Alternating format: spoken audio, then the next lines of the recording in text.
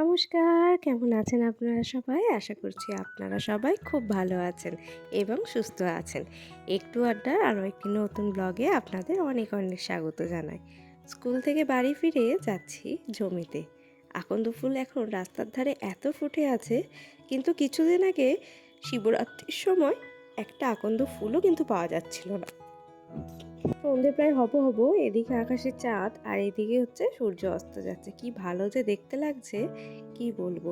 বসন্তের এই বিকেলগুলো সত্যি খুবই মনোরম। এই যে এত কলা গাছ দেখছেন, এগুলো কিন্তু সবই আমাদের, কিন্তু রাস্তার ধারে হওয়ার জন্য কলা বা মোচা কোনো কিছুই কিন্তু পায় না। গরুটা এখন অপেক্ষা করছে কখন ওকে এনে ঘরে নিয়ে যাবে। চলে এসেছি আমরা জমিতে, দেখি আজকে কি কি সবজি পাওয়া যায়।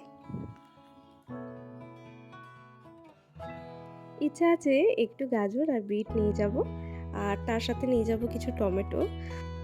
এখন টমেটো গাছগুলো না একদমই নষ্ট হয়ে যাচ্ছে, সব টমেটোতে পোকা ধরে যাচ্ছে। দেখুন কিভাবে কালো হয়ে যাচ্ছে। এদিকে কত গাজরের গাছ হয়েছে, কিন্তু গাজর কতটা হয়েছে তা বলতে পারবো না।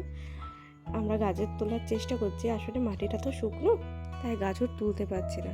অনেক কষ্টে তুলতে গিয়েও গাজরের গাছটাই শেষে ভেঙে গেল, গাজরটা মাটির তলাতেই রয়ে গেল। যাই হোক, তবু তো আমরা হার মানবো না।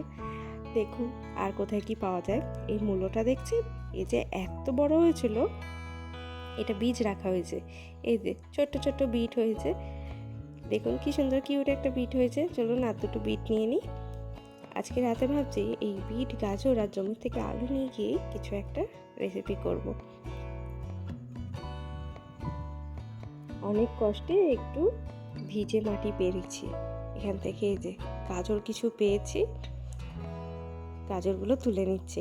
বেশ ভালোই লাগছে, কিন্তু এর আগেও গাজর তুলেছি, কিন্তু তখন হয়তো পিছন থেকে কেউ না কেউ ঠিক তাড়া করেছে, মানে নিজেদের জমিতে তুলিনি।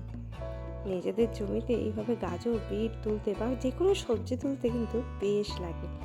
চলুন এবার নিয়ে নিই কিছু আলু। একটা গাছে প্রায় 8-9টা আলু কিন্তু হয়েছে।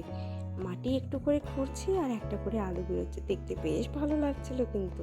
তো এবার আলু গাজর নিয়ে চলে যাব বাড়ির দিকে। তো আশা করছি ভিডিওটা আপনাদের সবার খুব ভালো লেগেছে। ভালো লাগলে একটা লাইক করে দেবেন, আর চ্যানেলটা প্লিজ সাবস্ক্রাইব করে দিয়ে পাশে থাকবেন। আজকের মতন টাটা, দেখা হবে আবার একটা নতুন ব্লগে।